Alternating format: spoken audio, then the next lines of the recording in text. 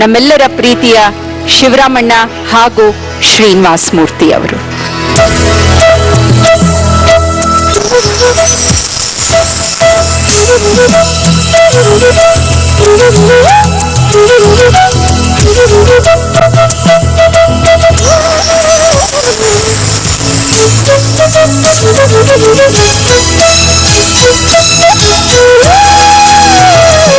ಆತ್ಮೀಯ ಕಲಾಬಂಧುಗಳೆಲ್ಲರಿಗೂ ಹೃದಯಪೂರ್ವಕ ವಂದನೆಗಳು. ನಾನು ಆರ್ಟಿಸ್ಟು, ಯಾರು ಅನುಭವಿಸ್ತಾರಲ್ಲ ಆರ್ಟಿಸ್ಟ್ಗಳು ಅಂತ ಕರಿತಾ ಇರ್ತೀವಿ. ಯಾರು ಹೇಳಿದ್ರು ಇಷ್ಟೊಂದು ಶಕ್ತಿ ಇಲ್ಲಿಂದ ಬರ್ತಾ ಇದೆ ನಿಮಗೆ ಡ್ರಾಯಿಂಗ್ ಬರೆಯೋದಕ್ಕೆ, ಈಗ 61 ವರ್ಷ ಅಲ್ವಾ ನಿಮಗೆ ಅಂದರು.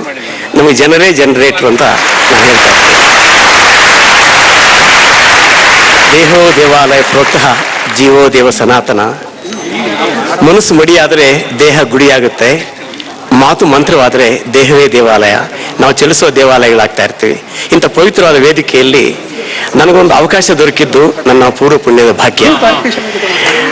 ಇಲ್ಲಿ ಸುಮಾರು ಸಲ ರಾಯರನ ಚಿತ್ರವನ್ನ ಬಿಡಿಸ್ತಾ ಇದ್ದೆ. ಈಗ ಈ ತೆರೆಯಲ್ಲಿ ಕಾಣ್ತಕ್ಕಂಥ ರಾಘವೇಂದ್ರ ಸ್ವಾಮಿ ಚಿತ್ರ ಕೂಡ ಅದು ನಮ್ಮದೇ. ಇದನ್ನ ರಜನಿಕಾಂತ್ ಅವರು ಅವರೇ ಸ್ವತಃ ಇಷ್ಟಪಟ್ಟು ಮಾಡಿಸ್ಕೊಂಡಿದ್ದು. 10 ಅಡಿ ಮತ್ತು 6 ಅಡಿ ಆಯಿಲ್ ಕಲರ್ನಲ್ಲಿ ಅವನ್ನ ಈ ಸೀರಿಯಲ್ನಲ್ಲಿ ಬಳಸ್ಕೊಂಡಿದ್ದಾರೆ ಆ ಚಿತ್ರವನ್ನ. ಅಂದ್ರೆ ಈ ರಾಘವೇಂದ್ರ ಸ್ವಾಮಿ ಚಿತ್ರವನ್ನ ಶುರು ಮಾಡಿದಾಗ್ಲಿಂದಲೂ ಒಂದಲ್ಲ ಒಂದು ರೀತಿಯಲ್ಲಿ ನನಗೆ ಒಂದೊಂದರ ಅನುಭವಗಳನ್ನ ನನಗೆ ದೊರಕ್ತಾ ಇದೆ. ಇಂದು ಏನಿಗೆ ಗೋವಿಂದ ಚಿತ್ರವನ್ನ ಬಿಡಿಸುವಾಗ ಆ ಹಾಡನ್ನು ಕೇಳಿದ್ದೆ. ಆ ಹಾಡನ್ನು ಕೇಳಿ ಒಂದು ಚಿತ್ರ ಮಾಡಿ ಪ್ರಿಂಟ್ ಮಾಡಿ ಅದು ಪಬ್ಲಿಷ್ ಕೂಡ ಮಾಡಿದೆ. ಗೋಪಾಲನ ಹಿಡ್ಕೊಂಡು ತಬ್ಕೊಂಡಿರೋದು. ಅಂದ್ರೆ ಭಗವಂತನ ಹತ್ರ ಕಷ್ಟಗಳೆಲ್ಲ ಹೇಳ್ಕೊಬೋದಂತೆ. ಫ್ರೆಂಡ್ಸ್ ಹತ್ರ, ತುಂಬಾ ಆತ್ಮೀಯರ ಹತ್ರ ಎಂತ ಕಷ್ಟ ಬಂದ್ರು ಕೂಡ ಖಂಡಿತ ಹೇಳ್ಕೋಬಾರ್ದಂತೆ. ಸಂತೋಷ ಹಂಚ್ಬೋದಂತೆ. ಮನುಷ್ಯ ದಿನಕ್ಕೆ 4 ಜನಕ್ಕೆ ಸಂತೋಷ ಕೊಟ್ರೆ ಅದೇ ಭಗವಂತನ ಸೇವೆ ಅಂತ. ಅಂದ್ರೆ ನಾವು ಗೌರವಿಸ್ಕೊಂಡು ಇನ್ನೊಬ್ಬರನ್ನು ಗೌರವಿಸೋ ಪದ್ಧತಿ ಬೆಳೆಯೋದು ಅದು ಭಗವಂತನ ಪೂಜೆ. ಅದರಲ್ಲಿ ಗಾಡಿ ಮತ್ತು ಬಾಡಿ ಎರಡು ಒಂದೇ. ಗಾಡಿನಲ್ಲಿ ಡ್ರೈವರ್ ಇರ್ತಾನೆ, ಬಾಡಿನಲ್ಲಿ ಅವನೇ ಡ್ರೈವರ್. ಆ ಭಗವಂತ ರಾಯರನ್ನ ನಾವು ನೆನೆಸ್ಕೊಳ್ತೀವಿ, ನಮ್ಮ ದೇಹವೇ ಬೃಂದಾವನ ಆಗುತ್ತೆ, ಪವಿತ್ರವಾಗುತ್ತೆ. ಖಂಡಿತವಾಗಿನ್ನೂ ಒಮ್ಮೆ ಸುಮಾರು 35 ವರ್ಷಗಳ ಕೆಳಗೆ ಮಂತ್ರಾಲಯಕ್ಕೆ ಹೋಗಿ ಚಿತ್ರ ಬಿಡಿಸ್ಬೇಕನ್ನಿಸ್ತು. ಆ ಸಂದರ್ಭದಲ್ಲಿ ನಾನು ನಮ್ಮ ಸ್ನೇಹಿತರೆಲ್ಲ ಸೇರಿ ಹೊರಟಿದ್ದು. ನಾವಿನ್ನ ಚಿಕ್ಕ ಹುಡುಗರು. ನಾನೇ ಉತ್ಸಾಹದಲ್ಲಿ ಹೋಗಿ ಬರ್ದಲ್ಲ. ಪಂಚಮುಖಿ ದಾಸರು ಅಂತಿದ್ರು. ಅಲ್ಲಿ ಸರ್ ನಾನು ಚಿತ್ರ ಬಿಡಿಸ್ಬೇಕಂತಿದ್ದೀನಿ, ನನಗೊಂದು ವ್ಯವಸ್ಥೆ ಮಾಡಿಕೊಡಿ ಅಂದರು. ಇಲ್ಲಿ ವ್ಯವಸ್ಥೆ ಏನಿಲ್ಲಪ್ಪ, ಸುಣ್ಣ ಹೊಡೆಯೋ ಡ್ರಮ್ ಒಂದಿದೆ, ಅದು ಬಾರ್ಲಾಕೊಂಡು ಅದ್ರ ಮೇಲೆ ನಿಂತ್ಕೊಂಡು ಗೋಡೆ ಮೇಲೆ ಬರೀಬೇಕು ಅಂದರು. ಸರಿ ಆಯಿತು ಅಂತ ಬರದೆ. ಬರೀಬೇಕಾದ್ರೆ ಚಿತ್ರ ಬರದೆ ನಮ್ಮ ಸ್ನೇಹಿತರೆಲ್ಲ ರಾಯಚೂರಿಗೆ ಹೋಗಿ ಎಲ್ಲ ಖರ್ಚು ಮಾಡ್ಕೊಂಡು ಬಂದ್ಬಿಟ್ಟಿದ್ರು. ಬರಬೇಕಾದ್ರೆ ನಮ್ಗೆ ಚಾರ್ಜೇ ಇರಲಿಲ್ಲ. ಏನು ಮಾಡೋದು, ಮರ್ಯಾದೆ ಪ್ರಶ್ನೆ. ಬೃಂದಾವನ ಮೇಲೆ ವಸ್ತ್ರನ ಸನ್ಮಾನ ಬೇರೆ ಮಾಡಿಬಿಟ್ಟಿದ್ದಾರೆ, ಸನ್ಮಾನಿತರು ಬೇರೆ, ಯಾರು ಕಾಸು ಕೇಳೋಂಗಿಲ್ಲ. ನಾವು ಕಾಸಿಲ್ಲ. ಆವಾಗ ನಿಮ್ಮ ಹತ್ರ ಯಾರ ಹತ್ರ ಎಷ್ಟೆಷ್ಟು ದುಡ್ಡಿದೆ ಅಂತೆ. ನನ್ನ ಹತ್ರ 5 ರೂಪಾಯಿ ಇದೆ, 2 ರೂಪಾಯಿ ಇದೆ ಅಂತ ಎಲ್ಲ ಕೂಡ ಹಾಕಿದ್ರೆ ಎಲ್ಲ ಸೇರಿ ಒಂದು 30 ರೂಪಾಯಿ ಆಯಿತು. ಚಾರ್ಜಸ್ ಸಾಲದು. ನಾವೇನು ಮಾಡಿದ್ವಿ, ತುಂಗಾ ನದಿ ತೀರದಲ್ಲಿ ಹೋಗ್ಬಿಟ್ಟು ಆ ಬಂಡಿಗಳು ಸಣ್ಣ ಸಣ್ಣ ಕಲ್ಲುಗಳು ಇರ್ತಾವಲ್ಲ, ನೈಸ್ ಕಲ್ಲುಗಳು, ಅದ್ರ ಮೇಲೆ ರಾಯರ್ ಚಿತ್ರ ಎಲ್ಲ ಬರೆದ್ಬಿಟ್ಟು ಅದನ್ನು ಸೇಲ್ ಮಾಡಿ ಅದರಲ್ಲಿ ಚಾರ್ಜ್ ಇಟ್ಕೊಂಡು ಹೋಗೋಣ ಅಂತ ನಿರ್ಧಾರ ಮಾಡ್ಕೊಂಡ್ವಿ. ಕೊನೆಗೆ ಅಲ್ಲಿ ಮಾತಾಡ್ತಾ ಇದ್ದೀವಿ. ಒಬ್ರು ಬೆಳ್ಳಿ ಬಿಂದಿಗೆಯಲ್ಲಿ ನೀರು ತಗೊಂಡು ನಿತ್ಯ ಬೃಂದಾವನಕ್ಕೆ ನೀರು ಹಾಕ್ಬೇಕಾದ್ರೆ ಓಡಾಡ್ತಾ ಇದ್ರು. ಅವರು ನನ್ನ ಕಡೆ ಮುಖ ಮಾಡಿ ಸ್ಮೈಲ್ ಮಾಡಿದ್ರು. ನಿಮ್ಮ ಚಿತ್ರ ಬಹಳ ಚೆನ್ನಾಗಿದೆ, ನನ್ನ ಪೂಜೆಗೆ ಒಂದು ಚಿತ್ರ ಬರ್ಕೊಡ್ತೀಯಪ್ಪ ಅಂದ್ರು. ನನ್ನ ಪಕ್ಕದಲ್ಲೇ ಸ್ನೇಹಿತರು ಈಗ ಚುಚ್ಚಿದ್ರು, ಹೋಗೋಗಿ ಏನು ಆರ್ಡರ್ ಸಿಗೋಂಗಿದ್ರೆ ನೋಡಿ ಅಂತ. ಸರ್ ನನ್ನ ಬಣ್ಣ ಬರೀ ಆಯಿಲ್ ಕಲರು, ವಾಟರ್ ಕಲರ್ ಮಾಡ್ಕೊಡ್ಬೇಕು. ಹೌದೌದು, ನಿಮ್ಮ ಮನೆಗೆ ಹೋಗಿ ಮಾಡ್ಕೊಡಿ. ಆ ಸೊಂಟದಲ್ಲಿ 100 ರೂಪಾಯಿ ನನಗೆ ಕೊಟ್ಟರು. ಅಂದರೆ ರಾಯರೇ ಬಂದು ನನಗೆ ಕೊಟ್ಟಷ್ಟು ಸಂತೋಷ ಆಯ್ತಾನೆ. ಇದು ಒಂದು. ಇನ್ನೊಂದು ತಮಾಷೆ ಅಂದರೆ, ತಮಾಷೆ ಅಲ್ಲ, ಅದ್ಭುತ. ಆ ಇಂದು ಏನಿಗೆ ಗೋವಿಂದ ಚಿತ್ರ, ಆ ಚಿತ್ರ ಬರಿತಾ ಇದ್ದೀನಿ, ಮುಗಿತಾ ಇದೆ. ಮಂತ್ರಾಲಯದಿಂದ ಕರೆ ಬಂತು, ಈ ಸಲ ಸುಷಮೇಂದ್ರ ಸ್ವಾಮಿ ಪ್ರಶಸ್ತಿ ನಿಮಗೆ ಬಂದಿದೆ ಅಂತ. ಆದರೆ ಇದು ಒಂದು ಆಶ್ಚರ್ಯ ಅಲ್ವಾ. ನಾನೇನು ಅಪ್ಲಿಕೇಶನ್ ಹಾಕ್ಕೊಂಡಿಲ್ಲ. ಅಂದರೆ ಅಧಿಕಾರಿಗಳೇ ಇದ್ದಾರೆ. ಅವರು ವೇದಿಕೆ ಮೇಲೆ ಕರೆದು ಗುರುಗಳ ಕೈಯಲ್ಲಿ ನನಗೆ ಪ್ರಶಸ್ತಿ ಕೊಟ್ಟರು. ಅಂದರೆ ರಾಯರೇ ಕೊಟ್ಟಷ್ಟು ಸಂತೋಷ ಅಲ್ಲಾಯಿತು. ಹೀಗೆ ನಿರಂತರವಾದ ಚಿತ್ರಗಳು. ಅದು ಒಂದು 3 ತಿಂಗಳು ಒಂದ್ಸಲ ಮಡಿಯಿಂದ ಒಂದು 10 ಅಡಿ 6 ಅಡಿ ಒಂದು ಚಿತ್ರ ರಜನಿಕಾಂತ್ ಅವರು ಮಾಡಿಸಿದ್ರು. ಆ ರಜನಿಕಾಂತ್ ಅವ್ರು ಇವತ್ತು ಹೇಳ್ತಾರೆ, ವರ್ಮ ಅವರೇ, ಆ ಚಿತ್ರದ ಮುಂದೆ 1 ಗಂಟೆ ಕೂತು ಬಿಟ್ರೆ ಎದ್ದೇಳಕ್ಕೆ ಮನಸ್ಸು ಬರಲ್ಲ, ಅಷ್ಟು ಆನಂದವಾಗಿದೆ. ಹಾಗನ್ನಿಸ್ತು. ಇದಕ್ಕಿಂತ ಧನ್ಯತೆ ಇನ್ನೇನು ಬೇಕು ಅಂತ ಭಾವನೆಯಿಂದ ತಮ್ಮೆಲ್ಲರ ಬೃಂದಾವನಗಳ ನಡುವೆ ಈ ಚಿತ್ರಗಳನ್ನು ಮಾಡಿ ನಿಮ್ಮೆಲ್ಲರೂ ಸಂತೋಷಪಡಿಸಿ ನನಗೂ ಸಂತೋಷ ಸಿಕ್ಕಿದೆ. ಇದಕ್ಕಿಂತ ಶಕ್ತಿ ಇನ್ನೇನು ಬೇಕಾಗಿಲ್ಲ. ಧನ್ಯವಾದಗಳು.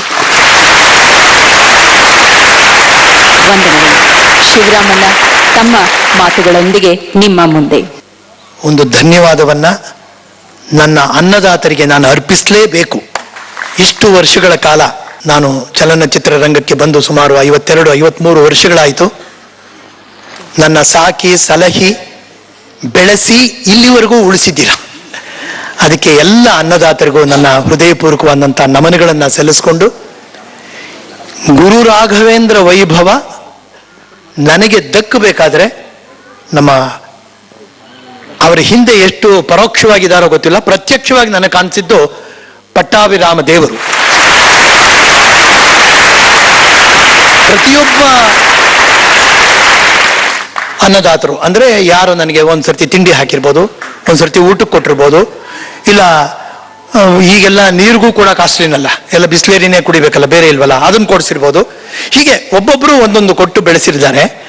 ಬಹಳ ಹೆದರಬೇಕಾದಂಥ ಒಂದು ಕಥಾವಸ್ತುವನ್ನ ಆರಿಸ್ಕೊಂಡು ಎಳೆಯಾಗಿ ಅದನ್ನ ಬಿಡಿಸಿ ಜನಕ್ಕೆ ಒಪ್ಪಿಸಿದ್ದಾರೆ. ಅದರ ಹಿಂದೆ ಇರ್ಬೋದು ಆದರ್ಶ ಹೆಗ್ಡೆ ಇರ್ಬೋದು, ವೆಂಕಟೇಶ್ ಇರ್ಬೋದು, ಎಲ್ಲರೂ ಇರಬಹುದು ಅವ್ರ ಹಿಂದೆ. ಆದರೂ ಕೂಡ ಮುಖ್ಯವಾಗಿ ಅವರು ನಿಂತ್ಕೊಂಡು ಇದನ್ನ ಸೂತ್ರಧಾರರಾಗಿ ಅದನ್ನು ನಿಭಾಯಿಸಿದ್ದಾರೆ. ನಾನು ಮರ್ತೇ ಹೋಗ್ಬಿಟ್ಟಿದ್ದೆ, ರಾಘವೇಂದ್ರ ವೈಭವದಲ್ಲಿ ನಾನು ಇದ್ದೆ ಅನ್ನೋದು ಎಲ್ಲವೂ ಕೂಡ ಹಳೆ ಕಥೆ ಆಗೋಗ್ಬಿಡುತ್ತಲ್ಲ. Out of field is out of mind. ಯಾಕೆಂದ್ರೆ ನಾವು ಚಿತ್ರರಂಗದಲ್ಲಿ ಇವಾಗ ನಾನೇ ಅದೇ ಅವಸ್ಥೆನಲ್ಲೇ ಇರೋದು. ಅವನು out of mind, out of field. ಯಾರಿದ್ದೀರಿ ಅಂತ ಯಾರೋ ಬಂದು ಹಳಬರು ಬಂದು, ಸಾರ್ ನೀವು ಆ ಚಿತ್ರ ನೋಡಿದೆ, ಈ ಚಿತ್ರ, ಅದು ಒಂದು ಕಾಲದಲ್ಲಿ ನಾನು ಶಾಪ ಅನ್ಕೊಂಡಿದ್ದೆ, ಯಾವುದು ಈ ಟಿವಿಗೆ. ಯಾಕೆಂದ್ರೆ ನಮ್ಮ ಚಿತ್ರಗಳೆಲ್ಲ ಹಾಕ್ಬಿಡ್ತಾರೆ, ಪಬ್ಲಿಸಿಟಿ ನಮಗೆ ಸಿಗೋಲ್ಲ ಅಂತ ಇದ್ದೆ ಪ್ರಾರಂಭದ ದಿನಗಳಲ್ಲಿ. ಇವಾಗ ಆ ಪೆಟ್ಟಿಗೆ ಒಂದು ವರ ಅಂತ ಅನ್ಕೋತೀನಿ. ಯಾಕೆಂದ್ರೆ ನಾವಿಲ್ದೇ ಇದ್ರು ಕೂಡ ನಮ್ಮ ಹಳೆ ಚಿತ್ರಗಳು ಹಾಕಿ ಹಾಕಿ ಹಾಕಿ ನೀನು ಇನ್ನೂ ಜೀವಂತವಾಗಿದ್ಯಾ ಅಂತ ನಾವು ಸಾಯೋವರೆಗೂ ನಮ್ಮ ಮುಂದೆ ತೋರಿಸ್ತಾ ಇರ್ತಾರಲ್ಲ, ಅದಕ್ಕೆ ಧನ್ಯವಾದಗಳು ಅಂತ ನಾನು ಅರ್ಪಿಸ್ತೇನೆ. ಹಾಗಾಗಿ ಮತ್ತೊಮ್ಮೆ ಮಗದೊಮ್ಮೆ ಎಲ್ಲರಿಗೂ, ಉಭಯ ಪಕ್ಷಗಳಿಗೂ ಕೂಡ ನನ್ನ ನಮನಗಳನ್ನು ಸಲ್ಲಿಸಿಕೊಂಡು ನನ್ನ ಮಾತಿಗೆ ಮುಕ್ತಾಯ ಹಾಕೋತೀನಿ.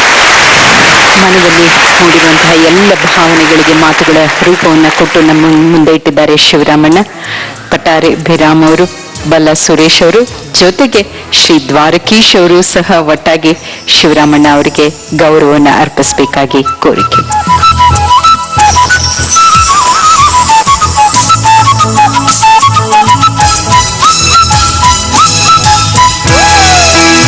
ವೆಂಕಟನಾಥನ ತಾತನಾಗಿದ್ದು ಹೇಗನಿಸ್ತು ಅವರ ಮಾತಲ್ಲ ಕೇಳೋಣ. ಶ್ರೀನಿವಾಸ ಮೂರ್ತಿ ಅವರು. ಬಹುಶಃ ನೀವೆಲ್ಲ ನನ್ನ ಪಾತ್ರ ಮರೆತು ಹೋಗ್ಬಿಟ್ಟಿರ್ತೀರ. ಪ್ರಾರಂಭದಿಂದ ಒಂದು 22ನೇ ಕಂತಿನವರೆಗೂ ನಾನು ರಾಘವೇಂದ್ರ ಸ್ವಾಮಿಗಳ ಅಜ್ಜನ ಪಾತ್ರ ಮಾಡಿದ್ದೆ. ಚೆನ್ನಾಗಿ ಮಾಡಿದ್ದೀರಿ ಅಂತ ಕೆಲವರೆಲ್ಲ ಹೇಳಿದ್ರು. ಅದಕ್ಕೆ ನಾನೇನು ಚೆನ್ನಾಗಿ ಮಾಡಿದ್ರೆ ಅದು ಸಂಪೂರ್ಣ ಕೀರ್ತಿ ಅದರ ನಿರ್ದೇಶಕ ಬಾಲ ಸುರೇಶ್ ಅವರಿಗೆ. ಯಾಕೆಂದರೆ ಅವರು ಭಾಷೆ ಮೇಲೆ ಬಹಳ ಹಿಡಿತ ಇಟ್ಕೊಂಡು ಇದೇ ರೀತಿ ಮಾತಾಡಬೇಕು, ಇದೇ ರೀತಿ ಇಂಟೋನೇಷನ್ಸ್ ಬರಬೇಕು ಅಂತ ತಿದ್ದಿ ಹೇಳಿಸ್ತಿದ್ರು. ಸೊ ಹಾಗಾಗಿ ನನಗೆ ಆ ಪಾತ್ರ ಮಾಡೋದಕ್ಕೆ ಒಂದು ಸ್ವಲ್ಪ ನಮಗೆ ಸುಲಭವಾಯಿತು. ನಮ್ಮ ಸಂಜೀವ್ ಕುಲಕರ್ಣಿ ಅವರು ಹೇಳಿದ್ರು, ಕಲಾವಿದರಿಗೆ ಏನಾದರೂ ಒಂದು ಹಿತೋಕ್ತಿಗಳನ್ನು ಹೇಳಿ ಅಂತ. ನಾನೊಂದು ಸ್ವಲ್ಪ ಕಟುವಾಗಿ ಮಾತಾಡೋದು. ಎಲ್ಲ ಕಲಾವಿದರು ಯಾವುದೇ ಪಾತ್ರಗಳನ್ನು ಮಾಡಲಿ ಭಾಷೆಯ ಮೇಲೆ ಹಿಡಿತವಿರಲಿ, ಕನ್ನಡವನ್ನು ಶುದ್ಧವಾಗಿ ಮಾತಾಡೋದನ್ನು ಅಭ್ಯಾಸ ಮಾಡಿಕೊಳ್ಳಿ ಅಂತ ನಾನು ಈ ಸಂದರ್ಭದಲ್ಲಿ ಹೇಳೋದಕ್ಕೆ ಇಚ್ಛೆ ಪಡ್ತೀನಿ.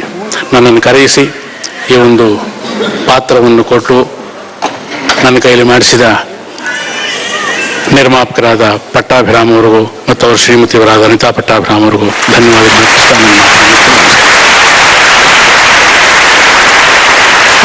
ಶ್ರೀನಿವಾಸ ಮೂರ್ತಿ ಅವರಿಗೆ 22ರ ಚಿಕ್ಕ ವಯಸ್ಸಿನಲ್ಲೇ ರಾಯರ ಪಾತ್ರವನ್ನ ಮಾಡಿ ರಾಯರ ರೂಪವೇ ಎನ್ನುವಂತಿರುವ ಈ ಪರೀಕ್ಷಿತ್ ಅಂದು ಎಲ್ಲರ ಕಣ್ಮಣಿ. ನನಗೇನು ಹೆದರಿಕೆ ಆಗ್ತಿದೆ ಅಂದ್ರೆ ಆ ದೈವಿ ಸ್ವರೂಪ ಅಂತ ಅನ್ಕೋತಾ ಇದ್ದಾರೆ ಅಂದ್ರಲ್ಲ, ಅದೇ ನನಗೆ ಹೆದರಿಕೆ ಆಗ್ತಿದೆ.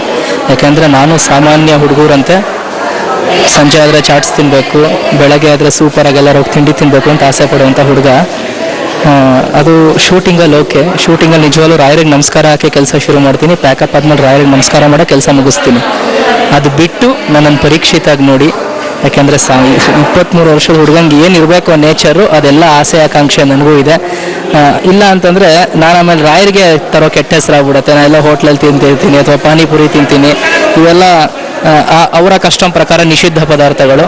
ಆದರೆ ನನ್ನ ವಯಸ್ಸು ನಾನೇನು ಮಾಡೋಕ್ಕಾಗಲ್ಲ. ರಾಯರ ಪಾತ್ರವನ್ನು ನಿಷ್ಠೆಯಿಂದ ಮಾಡ್ತೀನಿ. ನಾನೊಬ್ಬ ಬ್ರಾಹ್ಮಣನಾಗಿ ನಿಷ್ಠೆಯಿಂದ ಮಾಡ್ತೀನಿ. ಆದರೆ ನನ್ನಲ್ಲಿ ದಯವಿಟ್ಟು ದೈವಿ ಸ್ವರೂಪ ಕಾಣಬೇಡಿ. ಅದು ಅವ್ರ ಅನುಗ್ರಹ ಮಾಡ್ತಾ ಇದ್ದೀನಿ ಅಷ್ಟೇ. Thank you.